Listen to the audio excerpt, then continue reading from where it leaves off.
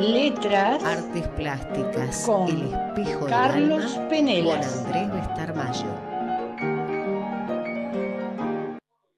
Qué bueno, Carlos, esto de habernos encontrado gracias a este hombre ejemplar que es Nolo Correa, que ha creado este clima para que dos personas que no se conocían tengan este lugar.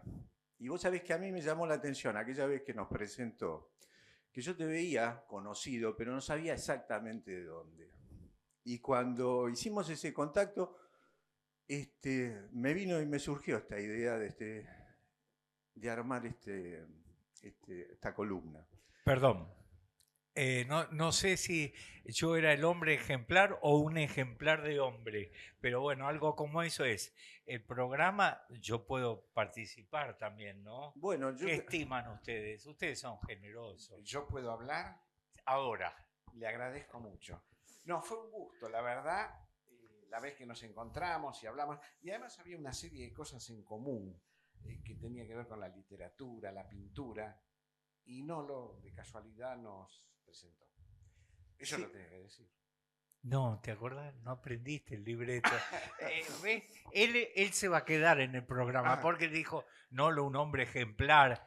Vos no creo, peligra tu puesto. No, yo siempre dije que eras ejemplar. Ah, bueno. No lo digo en público. Ah, claro. Sos tan tímido. Bueno, pero de verdad. Es cierto, Bueno. se dio esta posibilidad. Vos sabés que hasta leí, trabajo más que nada en ese sentido periodístico, de un documento que quedó para nuestra historia y casi nuestra historia familiar, podríamos decir. Porque yo a mis alumnos le hablo en un lugar que casi no hay un eje identitario muy fuerte, y la inmigración muchas veces no está tomada como referencia específica de nuestra identidad. No tener en cuenta que tuvimos bisabuelos, abuelos y padres en nuestra proyección artística nos deja muy parias, ¿no? Nos deja sin abrigo. Y en este caso yo lo considero parte de la familia a Carlos. ¿Por qué? Porque para mí mi abuelo espiritual, plástico, aquel que formó una cátedra, un estilo, una forma como docente, como maestro, fue don Adolfo de Ferrari, que a su vez teníamos una gran casa, una hermosa casa, que era la Escuela Superior Ernesto de la Cárcova, donde se formaron y se creó una cantidad de docentes que venían de una clase media de trabajo inmigratoria. Era la primera vez que esa camada de inmigrantes ingresaban a un espacio terciario o cuaternario como podría ser la Escuela Superior Ernesto de la Cárcova. Y en ese caso, don Adolfo, que venía de una clase alta y de una formación en Europa, se puso a disposición de estos chicos, de estos jóvenes. Algunos del interior, otros que eran inmigrantes y otros que venían de la América profunda. Y ahí se juntaron sin problemas de género, de identidades, y este gran hombre, este hermoso maestro, habilitó a todos estos chicos a que sean docentes. Es la generación de mis padres en la escuela. Y yo justamente hablando, haciendo analogías en lo que venía hablando Carlos Penelas en tu programa, desde la poesía, yo le digo, pero vos no conocés a tal persona. Me dice mi cuñado. ¿Cómo? ¿Juan Oliva es tu cuñado? Sí, pero si fue un referente tan hermoso para mí, porque era un personaje que yo me ponía abajo del ala de él para escucharlo, pero yo creí que era un poeta, porque hablaba, no le entendía nada, y siempre me llevaba a otro lugar, ¿viste? A un plano casi metafísico, espiritual. Y yo decía, el día que pueda entender todo eso. Así que hoy estoy acá, cerca, lo puedo tocar, y hace poco tiempo volví a encontrar un documento que para mí es extraordinario. Lo voy a sacar para que la gente por lo menos vea que es cierto esto.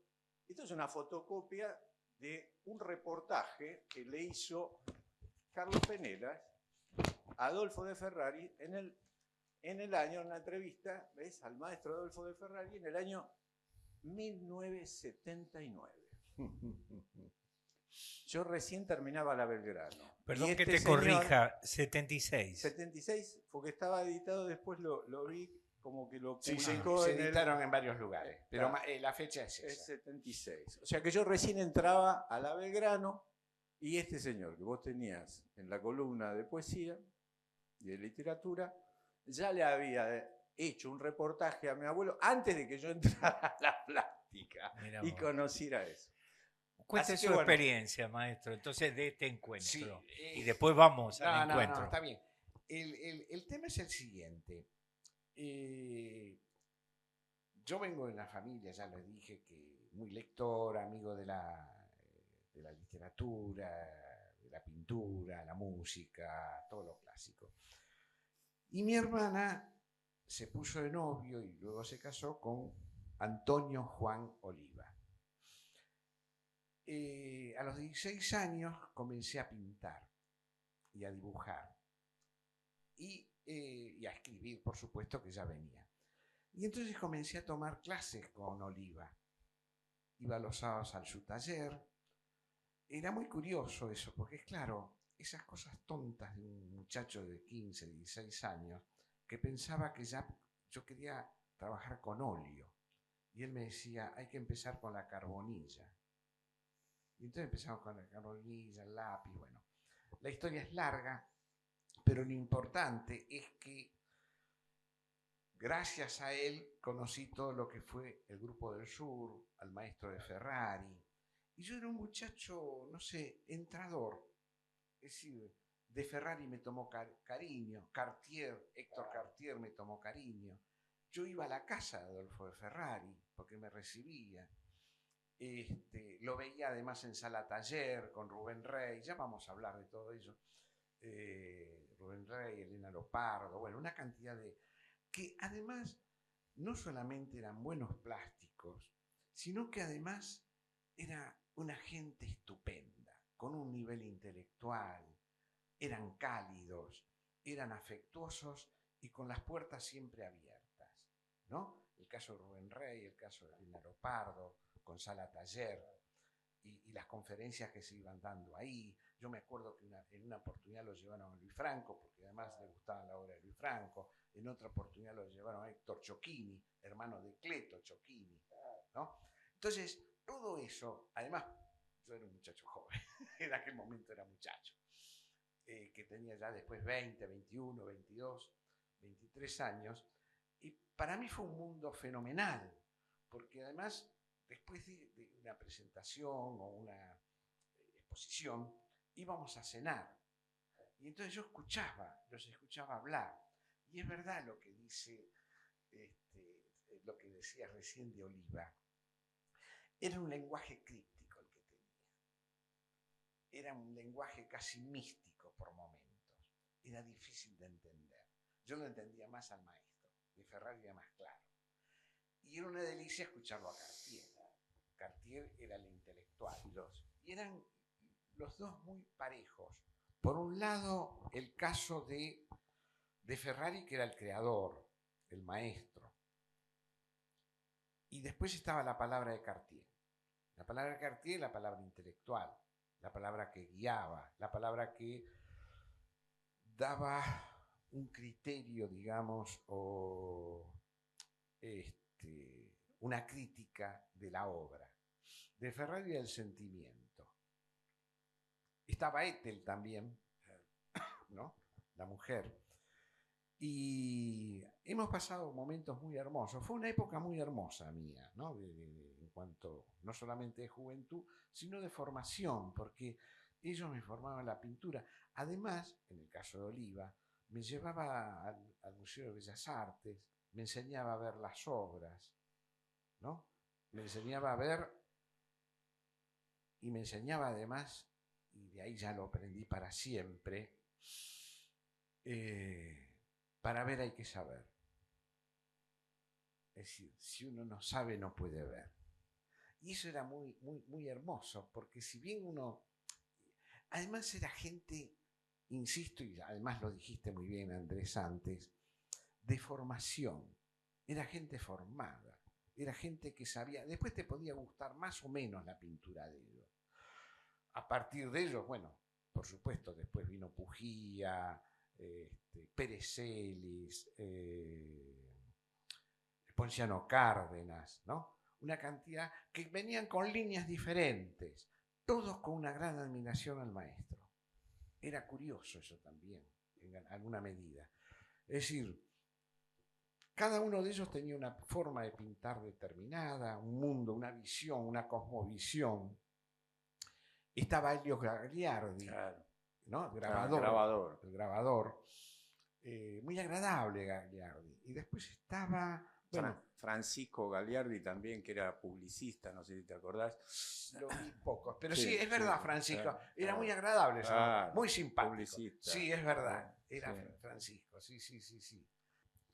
No, en ese sentido es extraordinario esto, porque imagínate, para un pibe que venía de Ciudadela, Sí. ingresar a lo que vocacionalmente uno sabía que era, pero nadie creía en eso.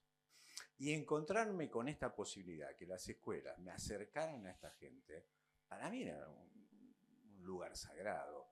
En relación, además, a que profesaban un amor a lo que hacían y le daban y te un lo respeto. transmitían. Claro, Y por te lo eso- transmitían. Por eso te digo que ese valor a la docencia estaba tan alto como el tratar de desarrollar un lenguaje en el arte.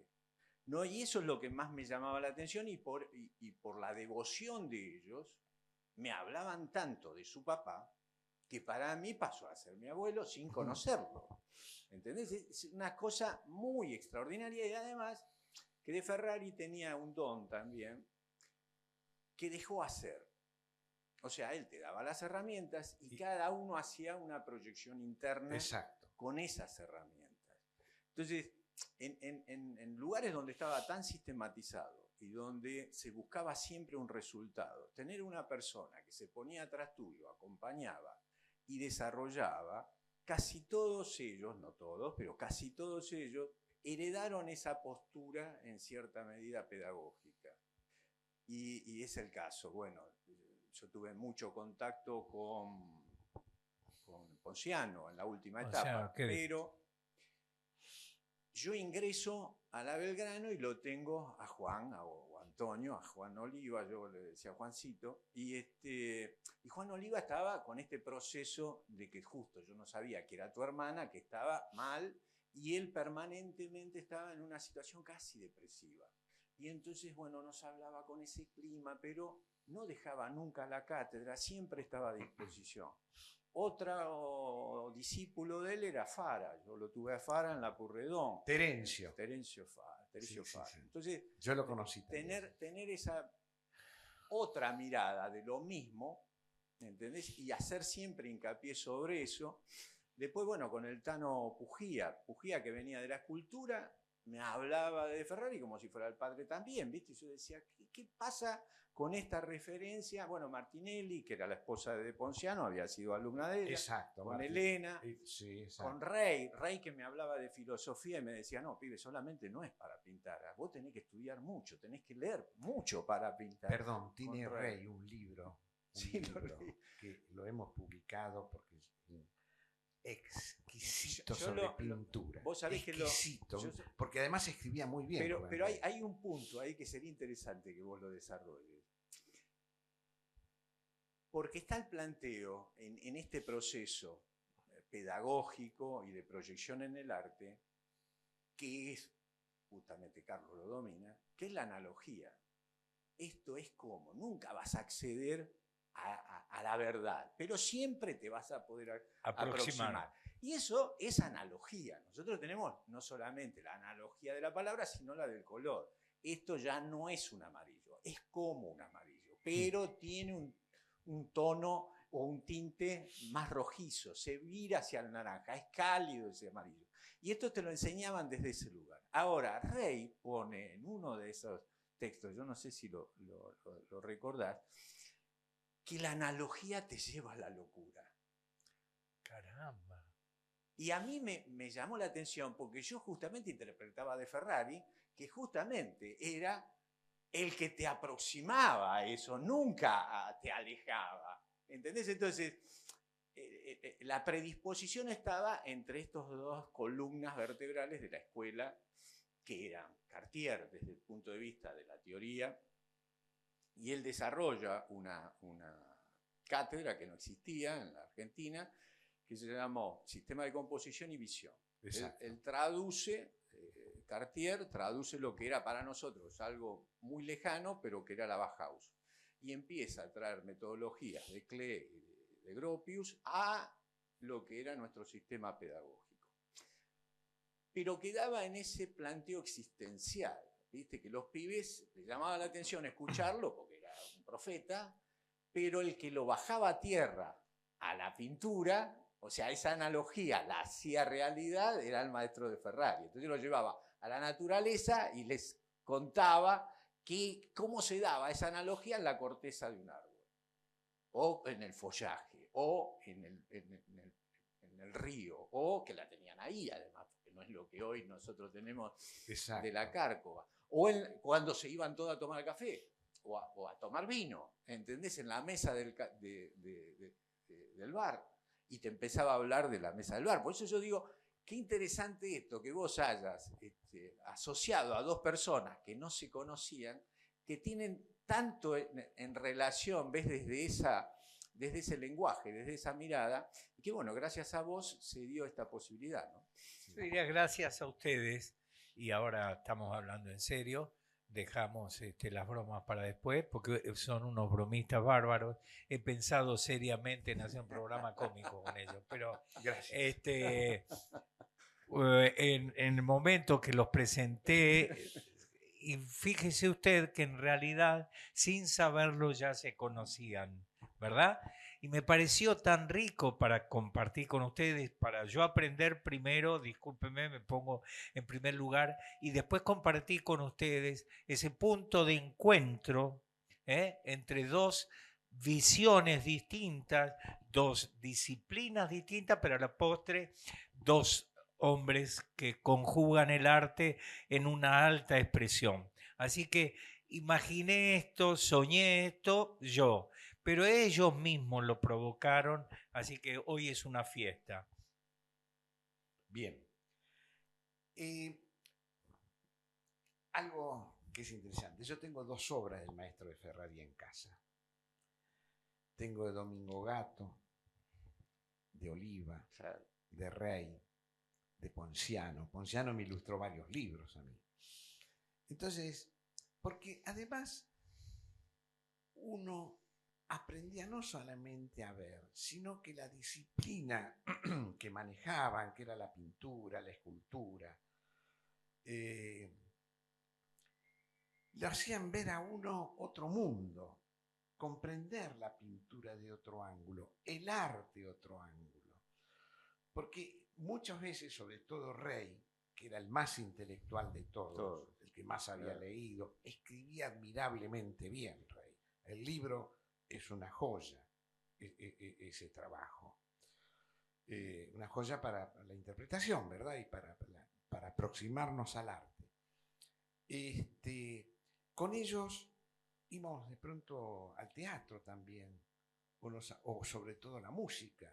Y entonces uno iba hilvanando la música con la pintura y al mismo tiempo con la poesía. Y curiosamente, el único poeta, digamos, del grupo era yo. Era más chico que todos ellos, por supuesto. Mi hermana, hay que recordarlo, era mi hermana mayor, me llevaba casi 20 años de diferencia cuando yo nací. Pero yo me sentía muy cómodo con ellos. Y me sentía cómodo porque era gente cálida, además, ¿no? Claro. Les propongo una pausa y volvemos. ¿Cómo no? Bien, estamos de vuelta. No, vos ves que cómo se da una conversación, y casi como las que creamos permanentemente en ese clima. Que es una conversación de café. De café. Porque estamos evocando Claro, cosas que además las vivimos con mucha intensidad. Y que para mí es un honor tener esta posibilidad con vos, Carlos. Y Igualmente, por favor. Con Nolo. Para mí, vos sabés que es cierto, porque la generación de Oliva, mi viejo era más grande, ¿no? Era del 21, pero mi vieja era del 30. Mi vieja había ido a la escuela primaria con pujía allá en Versalles. Antonio. Entonces, el tener la referencia de esa generación, para mí era casi referencias de viejos, ¿viste? De padres. Y que alguien que venía tan desprotegido en cierta medida, sin herramientas, y con una vocación y una intuición que ellos evidentemente la percibían, pero sin la cultura que podía tener Carlos de acercarse, para mí era todo nuevo. Y yo veía que además había un código en cierta medida también desde ese campo. O sea, que era la generación, suponete, él hablaba de Rey. Rey era, el padre era Claro. tenía una panadería, era panadero. Libertario, además. Libertario, claro, era anarquista. Entonces, Exacto. eran tipos, viste, que venían del conurbano, en cierta medida, del suburbio. Entonces, le daban un contexto a los que veníamos de ese lugar que servían de puente con este gran maestro. Y a su vez nos daban las herramientas como para podernos desarrollar en lo pedagógico. ¿Por qué? Porque no estaban tan metidos en el circuito. ¿Por qué? Porque el maestro no los metió en el circuito, los metió en el ámbito del arte y de la mística del arte. Perdón que te interrumpa. Eso fue algo que los que convivíamos, al menos en mi caso, me dio de ejemplo. Era para mí un ejemplo eso. Vos lo tenés escrito acá. Sí, no meterse en un ámbito determinado, la creación pasa por otro lado, el éxito o el supuesto éxito pasa por otro lado, y lo que importaba era valorar la obra poética, la obra, porque además después en sala taller es lo que creó Rubén Rey, ¿no? Con Elena. Se daban recitales de poesía, pero también de música, porque se integraba. Y estaban todos estos hombres que habíamos... Yo ya, insisto, yo era un muchacho de 20 años, 22 años, y me sentía en las nubes, porque todos ellos eran gente que exponía, que salía en los diarios, que digamos, ya tenían una trayectoria hecha, que eran profesores de Bellas Artes, y a uno le enseñaban. Es verdad, yo venía con una preparación determinada, todo lo que fuera, pero te abrían las puertas. No, pero además, la proyección esa, una era verlo como una salida laboral específica para tener una entrada económica. Y esto te llevaban a un plano que no estaba ahí. No, claro. ¿Entendés? O sea, bueno, ¿de qué vas a vivir? Era la pregunta que cuando vos llegabas a casa, ¿y esto te va a servir para algo? Claro. Y a vos te metían en un clima que no estaba esa pregunta. ¿Entendés? Vos tenías eso no existía. Una predisposición, desarrollala y en algún momento llegás. Me acuerdo de Antonio, vos sabés que íbamos, lo he dicho más de una vez, con Elena a almorzar los domingos, ciertos domingos, a la casa de Antonio. Y siempre contaba, porque venía de Calabria igual que mis abuelos maternos. Y Antonio decía que el padre, él ya era pujía. Y el padre lo iba a visitar y dice, ¿y vos seguís con estos muñequitos? Porque no era un laburador. El padre lo imaginó escribiente, como se decía a los viejos empleados. Bueno, le pasaba con el padre de Oliva, porque si bien el apellido parece ser español, no, era italiano. Claro, venían de Italia. Y el padre, en ese dialecto entre castellano e italiano, eran de Génova, si mal no recuerdo. Mira vos, son genoveses ellos también. Sí, si mal no recuerdo, de Génova. Le decía, ¿y usted de qué trabaja? Claro. No entendía que era profesor. Claro. Soy profesor de pintura. Y él además le decía, ¿y le pagan? Claro, porque no termina de entender, padre. Claro. Porque, ¿no? En mi caso, diferente, con otras características, mi padre ya con una visión totalmente distinta, él había leído clásicos, etc. Cuando yo le había dicho que iba a seguir letras y que iba a seguir profesor de letras, me dice, ¿y de qué vas a vivir? Claro. Era un concepto. Era el concepto inmigratorio que había que... Claro, diferente, por ejemplo, a mis hijos, que cuando uno me dice, quiero hacer teatro, y el otro dice, quiero hacer cine, yo dije, me parece estupendo. Pero claro, ya uno venía con otra visión. Pero aquellos padres eran eso. Pero insisto, te recibían con los brazos abiertos. No, y todos, al menos conmigo, tenían un afecto. A mí vos sabés que, Carlos, que lo que más me llama la atención, y por eso hago un tributo en cierta medida a todos estos padres, estos hermanos que nos han dado este legado. Sí, lo hacemos nosotros, y que lo hacemos. podemos desarrollar gracias también a la educación pública. Sí, claro. Porque esto se dio todo en la educación pública. Siempre, somos hijos de la educación pública. Lo que más me agrada de todo esto, pero no sería la palabra, me contiene ponerle, es que todos te brindaban en cierta medida lo que tenían. Y cuando leo el reportaje de Carlos, lo que al maestro de Ferrari, me llama la atención que después de una generación hay muchos códigos que se transfirieron sin yo haber sabido quién era el abuelo.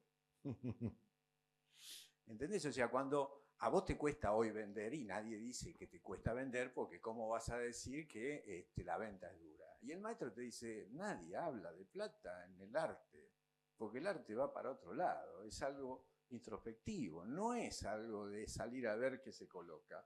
O en otro momento, no hay tiempo para esto. No es que de acá vas a tener tanto tiempo, no, esto es por vida. Entonces, esas cosas que vos decís, ¿viste? Y yo, a mí me agrada más que me compren, que me acepten un regalo. O sea, que él tenía más obras de regalo. Sí. Perdón, lo que yo tengo en casa es regalo. Bueno, por eso y un dibujo también. Y fíjate vos que uno lo tiene como prejuicio y ya este monstruo, este maestro extraordinario de la plástica argentina, que no tiene el reconocimiento, porque acá Carlos también dice en el año 80 o el 79 o 76 que ya vendrán los tiempos del reconocimiento que se merece. Estamos en el 24 todavía. Estamos bueno, esperando. pero ¿sabes qué pasa? Yo creo que nosotros, por suerte, somos una raza especial. Yo creo que el arte, así como la verdadera poesía, la pintura, cierta música, y no quiero ser, yo sé que esto va a caer mal, no es para muchos. No es para muchos. Bueno, vos sabés en general la gente, me acuerdo con Chocchini, fue otro de los profesores que, bueno, brillante, Héctor, había estado en Oxford, Israel, bueno. Un día de una conferencia, iban pocos alumnos en la UBA, que había dado un ciclo, y yo le dije, Héctor, estos eran alumnos de filosofía, ¿no? De letras. ¿Puede bajar un poco el nivel? No lo entienden, dice, es el nivel que tengo. ¿Sabés qué?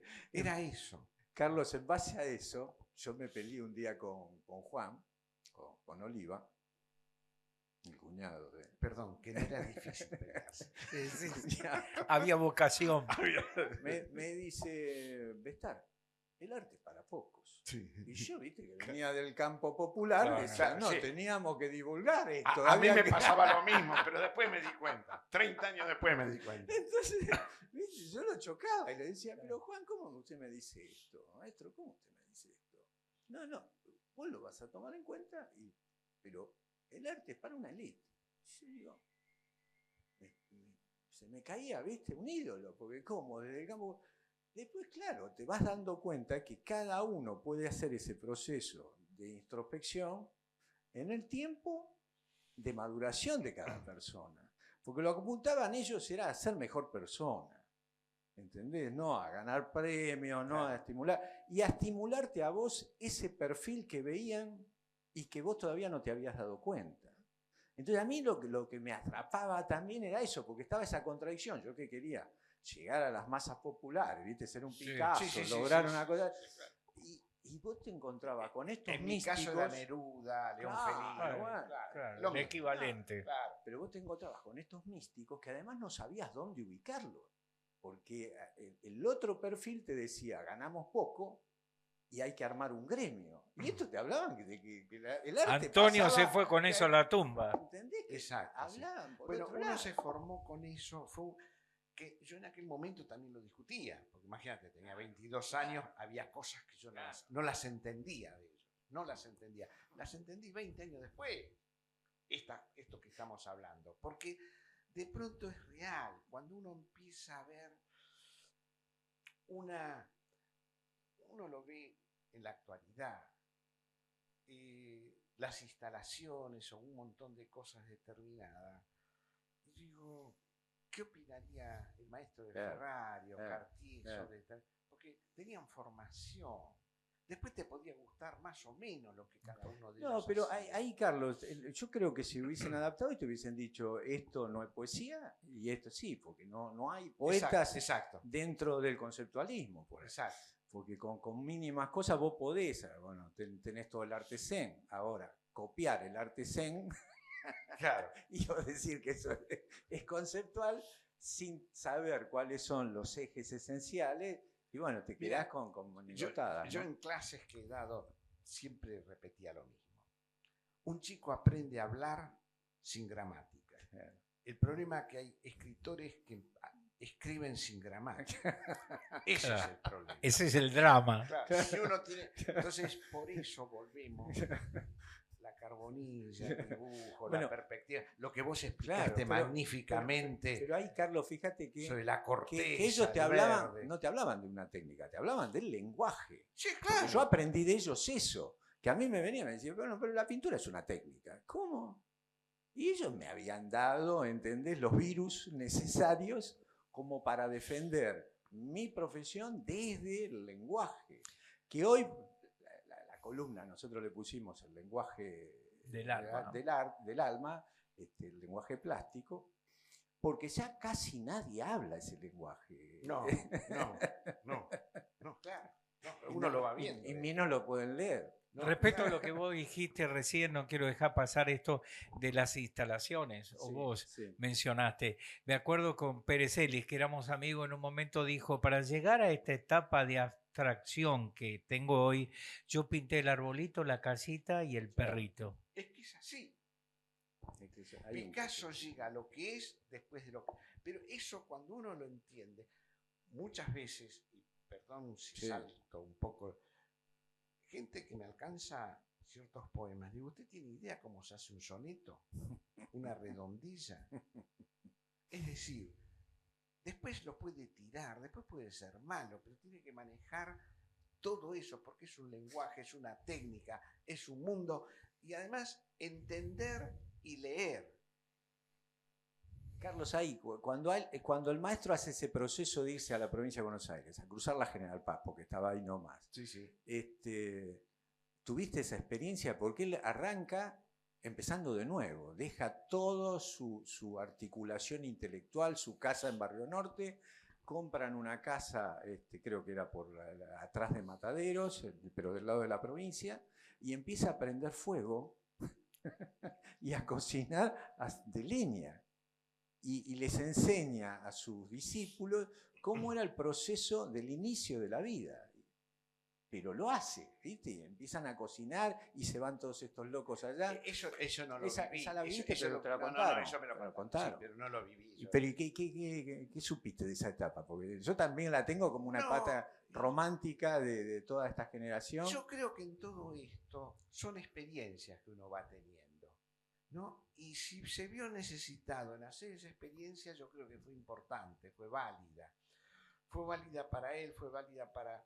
Porque no había casi una adoración al maestro. Sí, esto es verdad. Pero también había un criterio que en alguna medida Cartier te equilibraba y te ponía en un mundo de... Como un filósofo. Exacto. Y entonces te alejaba, te racionalizaba lo que el maestro te señalaba. Eran complementarios. Era estupendo escucharlo. Cartier a veces, después de ver un cuadro, me tomaba del hombro y me iba hablando bajo, viste que era una cosa casi similar, al oído de lo que había visto e interrogándome. Porque en la interrogación es donde de pronto uno salta. Ahora, fíjate pero el ídolo era de Ferrari. Cartier estaba como el que sabía Sí, sí. y era el intelectual, pero al imitar No, sí, era de Ferrari, el maestro era de Ferrari.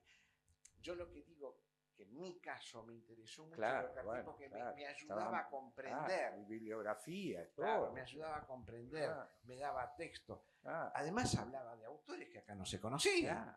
claro, todo el existencialismo que Claro. recién llegaba con él. Y además claro. lo que habían leído, porque yo lo que no podía creer lo que había leído Cartier. Yo que en aquel momento leía mucho y pensaba que había leído todo. Lo escuchaba a Cartier Y te y faltaba, me claro. daba cuenta que me faltaba muchísimo, ¿no? No, era muy, muy interesante. Era qué gente lindo, muy, muy linda. Qué lindo. Esta conversación de café, sin café, es muy interesante, ¿verdad? Queridos amigos, me quiero dar el lujo de decirlo así, porque estoy orgulloso, estoy hablando desde el corazón, que estén al lado mío, que el programa se engrandece con ustedes siempre trabajando a mi lado, yo mismo crezco y quiero creer, porque así me lo manifiestan, que también los que nos ven y nos siguen, de algún modo, humildemente, lo digo porque los protagonistas son ellos en este caso, también beben de esta fuente que es genuina, que es más allá del marketing, permítame que lo diga así crudamente, ¿no? Tengo un amigo plástico, que no lo voy a mencionar, dice, no, en la plástica hoy, seguramente en lo tuyo también, dice, la plástica es 50% que vos, tu creatividad, lo que sepas hacer, y 50% es marketing. Es ¿Verdad? Por eso vienen las instalaciones, yo pongo esto acá y dice, ¿qué es eso? Y vos decís, es un papel dado vuelta. Y seguramente vos también, no. Esto está hablando de la decadencia de la humanidad El en silencio, estos tiempos terribles. el El silencio de la Ya, Y vos, ya le puso poesía. pero Ya le ustedes, puso poesía. no se pierden en eso. No, Así que quiero decirle muchas gracias. Soy feliz, inmensamente feliz de este encuentro. ¿les puedo dar un regalito antes que termine? Sí, me claro. encantan los regalos. Podés darme dos también. Bueno, yo hago dibujitos. Me ilustré Bien. algún libro. Son ideogramas. Son Porque Juan ideogramas. Manuel ¿no? Sánchez me dijo, seguí con esto. Y me llevó a Lady a comprar y tengo pilas y dibujos. Muy Yo bien. les traje, yo no regalo. Yo los denomino ideogramas, son ideas gráficas. Bueno, así que bueno. ya no son dibujos. Después nos elegimos. Como Bueno. eligen ustedes. De verdad, Bueno. muchas gracias. No, al contrario. Es lo no, único no. que puedo decir. Gracias, Gracias. al Gracias a programa y a vos, Gracias a vos. se pueden dar estas cosas. Así que Espero bienvenido que sea. lo hayan disfrutado.